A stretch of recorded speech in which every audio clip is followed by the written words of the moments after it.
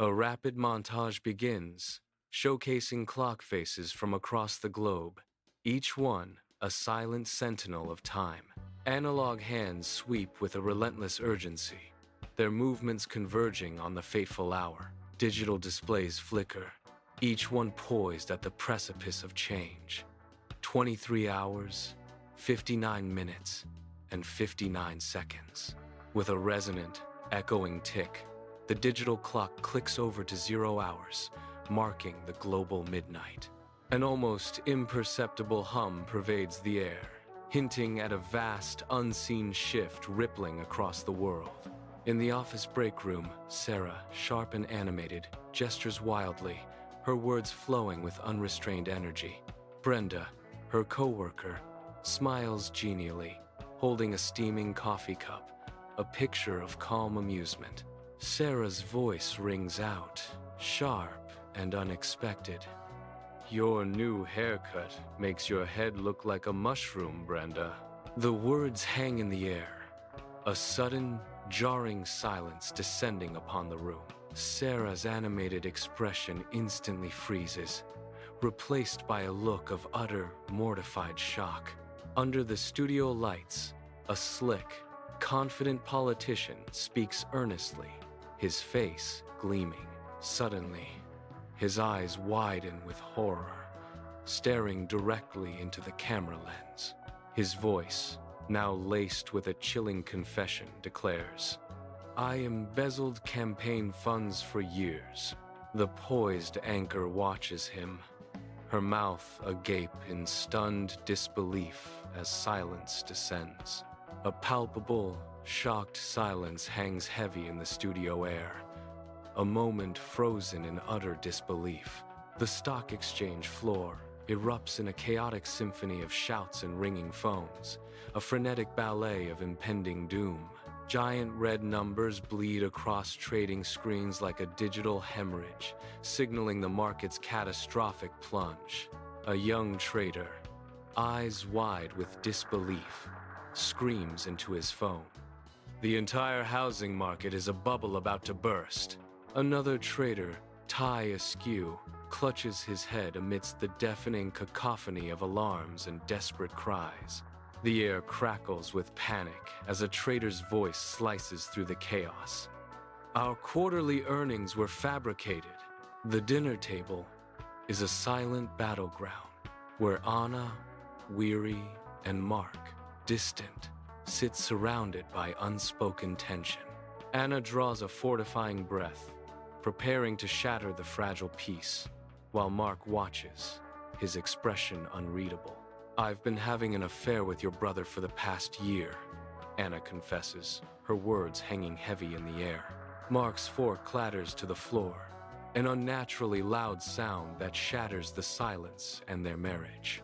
In a crowded coffee shop, the air buzzes with the hiss of steaming milk and the low hum of conversation. A barista, with profound, weary emptiness in their eyes, hands a coffee to a professional customer. The barista's voice is a low, bitter murmur. "This job crushes my soul, and your coffee tastes like burnt despair." The stunned customer's cup crashes to the floor, liquid splattering across the tiles in a sudden, shocking mess. A seething crowd fills the public square, their faces contorted with raw, unbridled fury.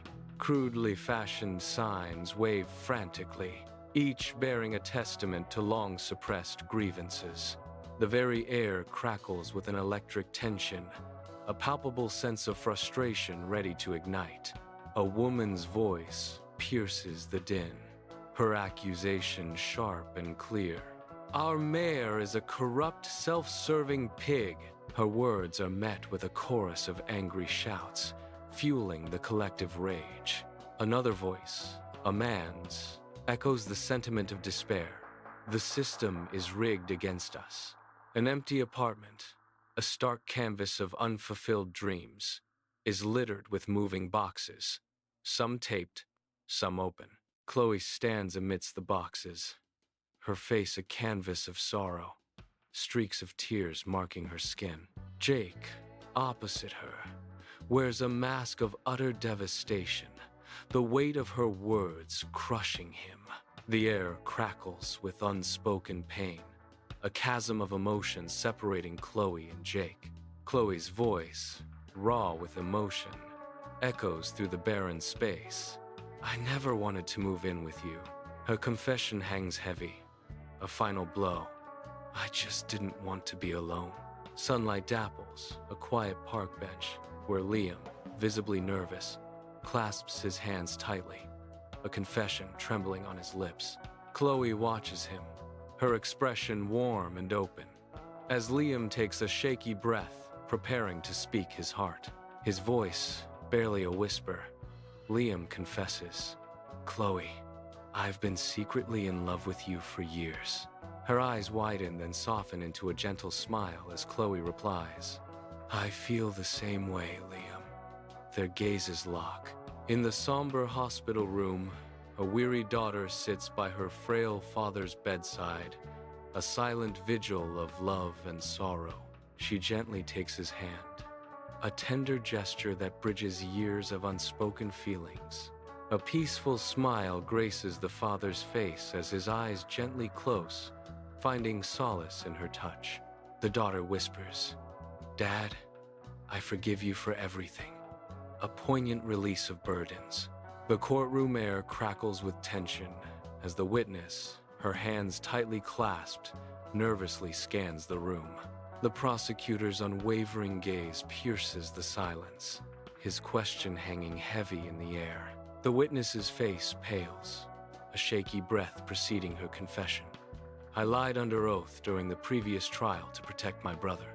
A collective gasp ripples through the courtroom, followed by a wave of murmuring as her words echo. In a school classroom, a teacher lectures, her face a mask of frustration and boredom as she stands before a whiteboard. A student slumps in his chair, his gaze fixed on the ceiling, dreaming of escape from the monotony. Suddenly, the student's hand shoots up, a defiant glint in his eyes, challenging the stagnant air. The teacher pauses mid-sentence, her mouth slightly agape, caught off guard by the unexpected interruption. The student declares, "This lesson is incredibly dull, and I'd rather be playing video games." The classroom hangs in stunned silence, the tension thick and palpable after the student's bold statement. In a sterile doctor's office, a woman in her 60s sits rigidly, her hands clasped tightly, eyes darting nervously. The doctor, a man in his 40s, sits opposite her, a weary expression etched on his face. Barely audible sigh escapes him.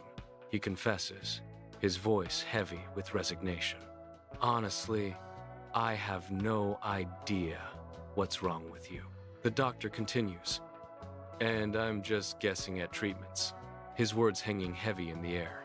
The patient's face pales, a visible tremor running through her body, absorbing the crushing news.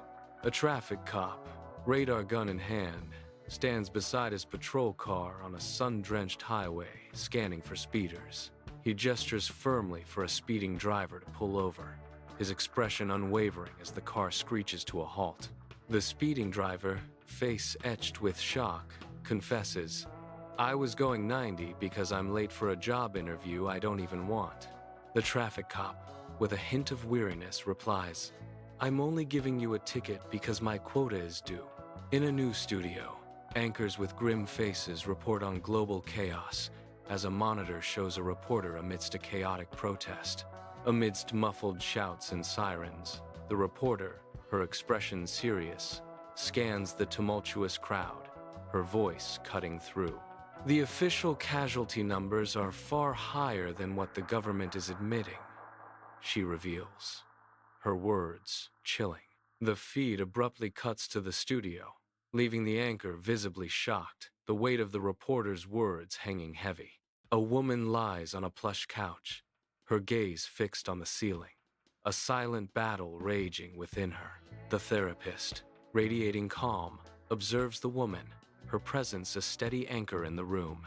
Suddenly, the woman bursts out, her voice raw with emotion. "I pretend to be happy, but I'm utterly miserable and hate my life."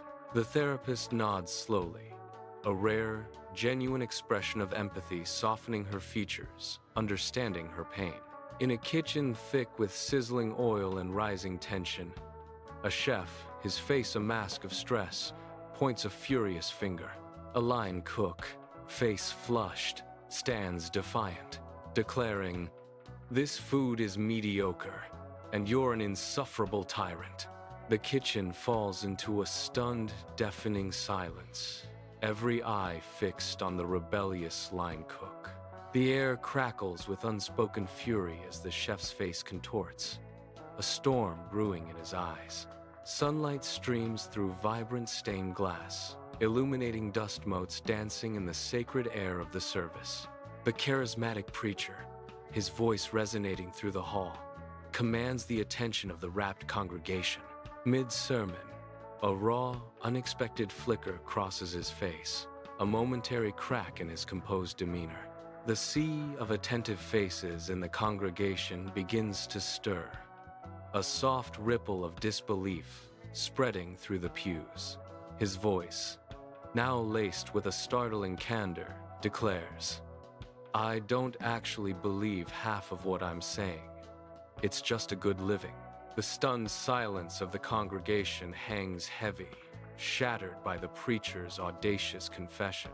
In the military command center, the stoic general stands before a tactical map, his presence commanding the room. Officers listen intently as the general issues orders, their faces reflecting the tension of the situation. An officer steps forward, his face etched with concern, a stark contrast to the general's composure. His voice, filled with desperation, cuts through the room. "Sir, this mission is a suicide run, and you know it." The general's gaze hardens, a flicker of unreadable emotion in his eyes as he stares down the defiant officer. An art critic, radiating self-importance, stands before a vast abstract painting, poised to deliver his verdict. He meticulously adjusts his spectacles, a flicker of uncertainty crossing his face as he prepares to speak. The artist, a younger individual, watches from a short distance, a mixture of hope and dread etched on their features. The critic's grand pronouncements falter, his confident facade beginning to crack under the painting's inscrutability. He finally declares with a sneer, "This is a load of pretentious garbage, and I don't understand it at all." On a bustling street corner, a homeless man sits on a worn cardboard box, a hand-scrawled sign resting against his knees. A passerby walks briskly, her gaze fixed straight ahead, initially ignoring the man, her steps quick and determined. She hesitates, her pace slowing, a flicker of internal conflict crossing her face as she takes a few more steps. She stops, then slowly turns back, her eyes meeting the homeless man's tired gaze, which holds a flicker of understanding. The passerby speaks, her voice filled with a raw honesty. "I'm sorry. I usually pretend not to see you because I feel guilty." In a living room thick with suffocating tension, a teenager faces their mother, anger and unspoken words crackling between them. The teenager's chest heaves with desperate breaths, eyes wide and brimming with a storm of emotion.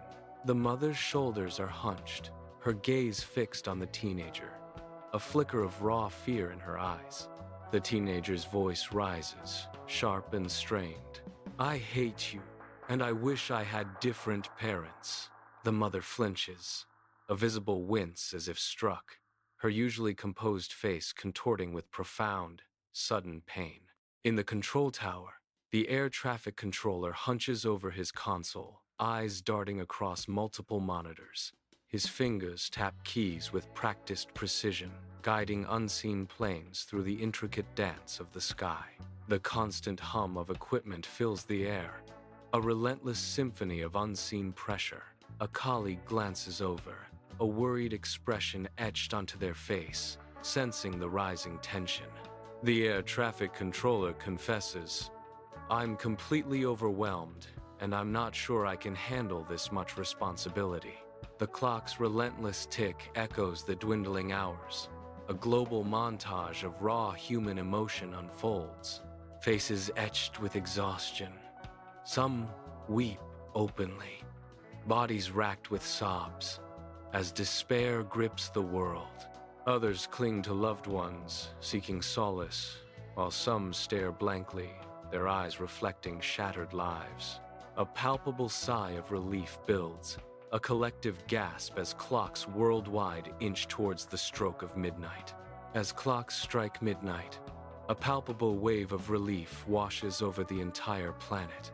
In the office break room, Sarah's back is to us, talking animatedly with Brenda.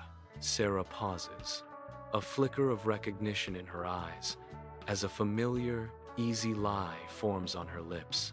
She smiles, a complex expression of relief mixed with subtle unease, as the ability to lie returns.